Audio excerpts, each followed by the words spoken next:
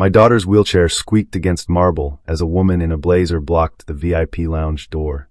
"Disabled passengers wait outside," she snapped, arms crossed, badge gleaming like a crown she'd crowned herself. "I'm Maria, single mom, flying with my daughter Lily to a specialist in Chicago. Lily has cerebral palsy. This trip meant everything: new treatment, new hope, first flight alone together. We'd booked the lounge access months ago, praying for a quiet space before our long connection. The woman, Diane, patrolled the entrance like she owned every square foot of that carpet. "This lounge is for members who can actually appreciate it," Diane muttered, eyeing Lily's wheelchair. I showed our confirmation email. She waved it away like it was garbage, not proof. "Rules are rules," she said, though no rule existed, just her own invented hierarchy of worth. Diane blocked the doorway physically, forcing Lily's chair to stop inches from the frame. Passengers stared, phones rising slowly, but no one intervened as Diane raised her voice louder. "I've seen your type before," Diane sneered, gaming the system for pity and free perks. My hands shook. Lily's eyes welled up, confused why kindness had turned into cruelty so fast. A gate agent approached, but Diane flashed a badge claiming she outranked temporary lounge staff.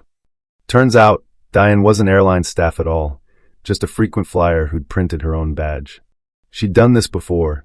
Another traveler later told me she'd blocked a blind veteran last spring. Diane physically nudged Lily's wheelchair backward, and Lily's oxygen tube slipped loose from the strain. For one terrifying minute, everything went quiet except Lily's shallow breathing against the tile floor. A nurse nearby rushed over, calmly reattaching the tube while glaring daggers at Diane. Diane didn't apologize. Instead, she accused us of creating a scene to embarrass her publicly. She demanded security remove us, insisting disabled passengers were liability risks near expensive lounge furniture.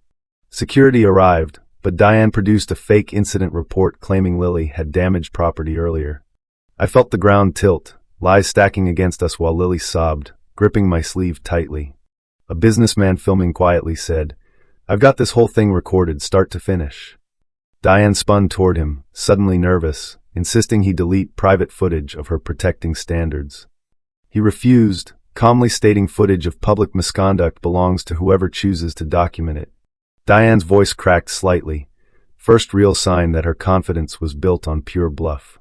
Security radioed for a supervisor, and the crowd around us kept growing, phones still rolling. Diane suddenly claimed she was close personal friends with the airport's executive leadership team. She name-dropped the CEO loudly, certain that name alone would silence everyone around her. At that exact moment, a quiet man in a plain gray suit stepped through the crowd. "I'm the CEO," he said simply, eyes locked on Lily's trembling, oxygen-deprived little face. Diane laughed nervously, calling it a wonderful coincidence, extending a hand he did not shake. He knelt beside Lily instead, asking gently if she was okay, ignoring Diane completely. Turns out his own son used a wheelchair for years before a rare surgery helped him walk.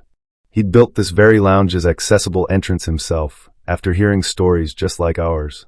Security showed him the fake badge, the fabricated report, and the veteran's prior complaint file. Diane's VIP membership was revoked on the spot. She was escorted out, badge confiscated forever. The CEO personally walked us into the real lounge, upgrading our tickets to first class. Lily grinned through tears as the plane door closed, finally free, finally seen, finally home.